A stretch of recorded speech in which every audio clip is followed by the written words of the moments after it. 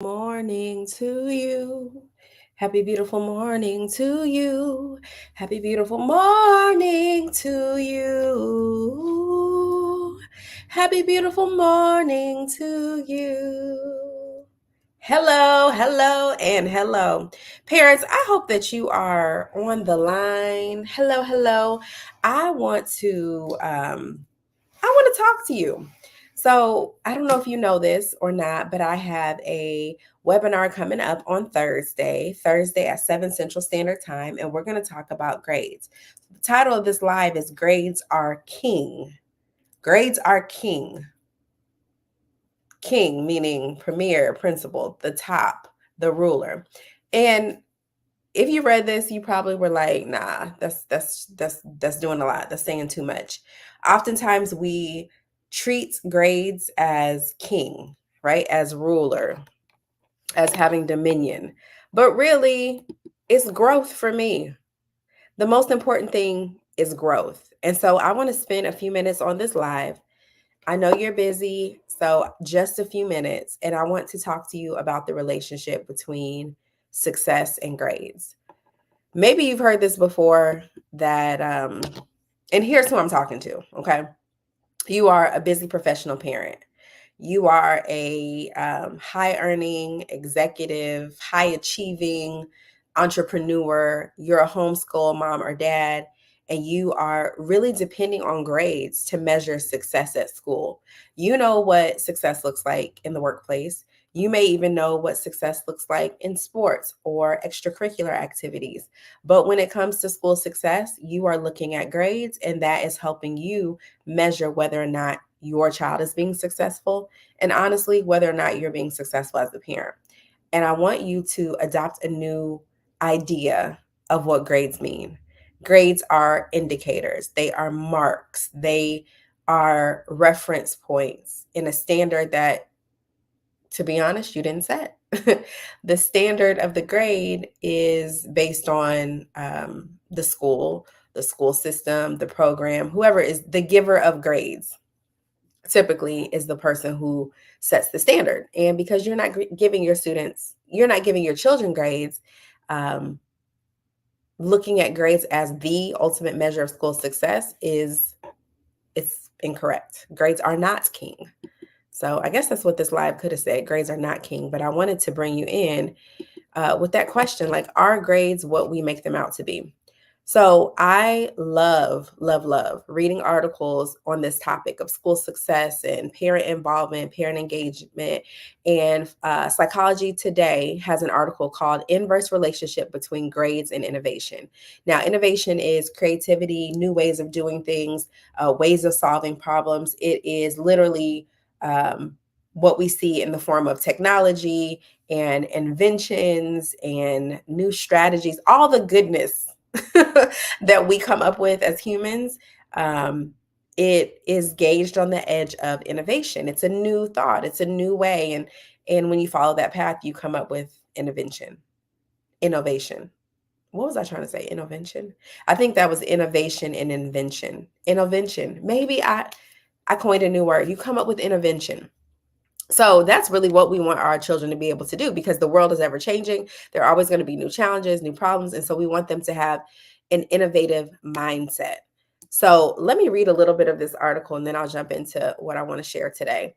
And really what I want to share today is an invitation for you to join the webinar on Thursday. This Thursday at 7 Central Standard Time, we are spending 45 minutes unpacking what do grades mean? How should you think about grades? How can you refocus on growth? How should you check progress and status? All the things so that you walk out with a game plan, not only to end this year, but to step into 2024 as a parent plus. But let's read a piece of this article. From very early on in education, we're taught that the measure of success is our grades. If you want to get into a good college or university, have the most opportunities, and get the best jobs, you need good grades. I could stop right there, because some of us watching maybe did not have the best grades, but we had a lot of opportunities. Maybe we've gone to school, to college, trade school, or a university. And maybe we're very pleased with our job, or maybe we're not, and we are thinking it's because I didn't get good grades, right? And so some of our basis of what grades really mean can be a projection of our own experiences with school and with grades. But there's no getting around it, as the article says. And students are taught that not only is a lot writing on their test scores, but there is only so much opportunity to succeed. There's only so much opportunity to succeed out there. So we are taught scarcity. We are taught that there are only so many A's, right? So many A's students or high achieving students. There's only so many opportunities. There's only so much wealth. There's only so much business. There's only so much innovation. But that's not true. That's really not true, right? There's an abundance out there. And those who understand there's an abundance, we get the overflow. So what a great mindset to teach your children that growth is endless. Like there's no limit to growth. It's even in school, right? When you have a great teacher, even if you have mastered the content that teacher is responsible for sharing and presenting to you, there's always a next level. There's always a next set of grade level expectations. There's always a way to extend your knowledge. There's always a way to expand your mind. There's always a way to apply the skill. So now it becomes wisdom and application. There is always more growth, but there's not always more grade. Once you hit an A, it's like, I got it. Once you hit rock bottom, an F, it's like, I'll never get it. And that's just not true. A student was quoted as saying, at every corner, you are told that simply learning and doing your absolute best is not good enough. What? A student said this. At every corner of school, you are told that simply getting information, knowledge, understanding, and doing your absolute best, trying hard, working hard, growing, progressing is not good enough. Instead of the focus being on learning the material and growing through experiences, you are told that what you are doing is worthless unless you can beat the other students. So there is this breeding of competition. Like, let me give you an example. Even as far back as spelling tests, right? You take a spelling test. Let's say it's a third grade spelling test. You take a spelling test. We'll go lower than that. First grade spelling test. You're doing the spelling test. You studied. Maybe you didn't study, but you think you know these words. You spelling teacher, like I did in my spelling bee. I think I was in the third grade, y'all. Second or third grade. I spelled teacher with confidence. TECHER. And when they told me I missed it, I thought they were wrong. I was like, what did I miss? I missed the A. TEACHER. So anyway, back to the spelling test. So you're writing down, you're spelling words, you're spelling teacher. You thought it was right, it was wrong. You're spelling all the words. You're feeling good about it or good enough. Like, hey, I think I did better on this test than I did the last test. This is your first grade self, right? You're like, I'm feeling good about this. Handwriting was nice. You took your time. You didn't cheat, didn't look on nobody else's paper. You hand it in, or you do a little swap and self-grade, and you discover, you get your paper back and you got a 70. Let's say you got a 70%. 10 words, 7 were spelled correctly. 7 words spelled correctly as a first grader is really good. But 7 out of 10 is 70, and 70% is a C. And now, first graders may not know all of this, but as adults, we may look at a first grader spelling test and say a 70. And immediately, we didn't look at the words that were spelled correctly. We didn't look at the words that were spelled incorrectly. We didn't look at the neatness, and we didn't look at the erase marks where a word was spelled incorrectly, and then your child, that student, went back and spelled it correct. We don't look at the progress, the growth, the thinking, the process. We look at the grade. You got a 70, you got a C, you didn't get an A, you didn't get a B, you didn't get them all right. And we ingrain that into our children. And then we wonder why they're hard on themselves. They beat themselves up. It's hard for them to celebrate their own success or their growth or their progress. We wonder why that translates on athletic field and we're like, chill out, you did good. But I didn't do good enough, right? Because there's the comparison.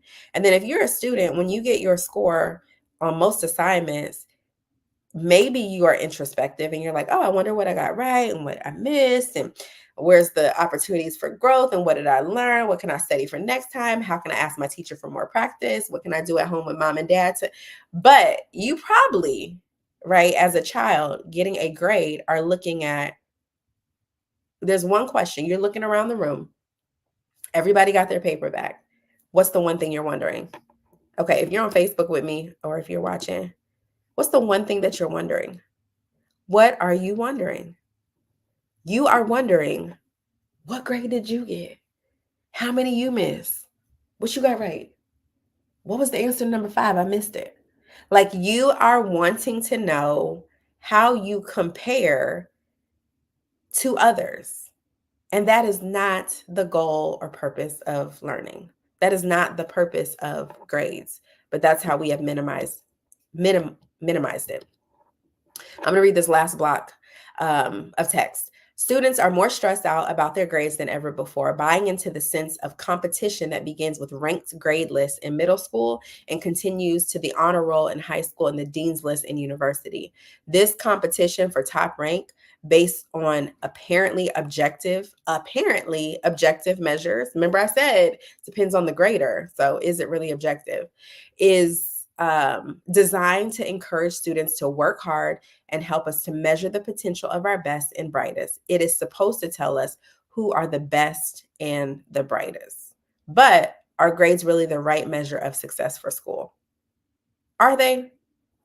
Are they? I think we know the answer to that, but this webinar that I'm holding really is for us to unpack it. Like, I watched The Grinch Who Stole Christmas the other day, and I'm like, the Grinch had a lot of trauma. The Grinch had a lot of trauma. Like, the Grinch's experience with Christmas was so traumatic that he grew up projecting and hating Christmas, but really he was hating how he felt at Christmas time in his childhood.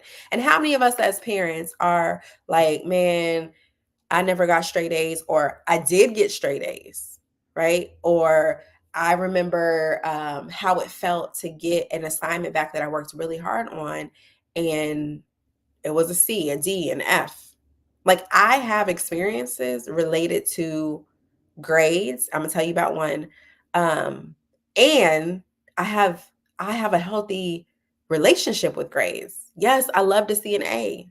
I mean, because we've been conditioned that A's, it's like, that's I'm competitive. I'm competitive with myself. Like, I want to grow. If I got a 89 last time, I want a 93 this time. If I got a 93 last time, I want a 97, 98. I really want 100. But really, if we're thinking about it, grades are one measure of success. And when we think about our children's success at school, we have to think in 3 parts. We have to think about their social, emotional, and academic success. And the emotion has to do with how they feel about themselves. It has to do with identity. Social has to do with the relationships that they have with others, their peers, their teachers, school leaders, administrators, and staff. And then the academic piece is their relationship with the learning, with the knowledge, with the information, with the skill, with the understanding. And sometimes that does not translate into an A or B or C for that matter. But if your children are engaging with learning, if they are growing, if they are developing the skills like time management and organization and advocating for themselves and asking and answering questions and study skills and highlighting and note take, like, if they are developing the skills, those are better measures of success than one singular grade. So in college, I studied abroad in South Korea and then South Africa. And I did South Korea for 1 month, which was amazing. And it was like a cultural credit for classes that I, went and engaged and learned about South Korean culture. But I also, I got a meeting like right now. So part 2, I'm gonna come back with part 2. If you haven't already, drop grades in the chat. Okay, drop grades in the comment. I will send you the link in order to register for the webinar. And if anything I said resonates with you, if you want to learn a better perspective of grades and ensure that you are not putting your projections, your personal experiences, your traumatic experiences with school, or just a faulty understanding of what grades actually are and do on your children, I want you to come to the webinar and get the information. Come for 45 minutes, stay for an extra 15 if you have questions that I can answer. And I want you to truly learn a better way to think about grades. Grades are king. Mm-mm, mm-mm. Growth. It's growth that we're after. Share this with a parent that you know needs to know the same information that I shared with you. And I'll see you next time for part 2.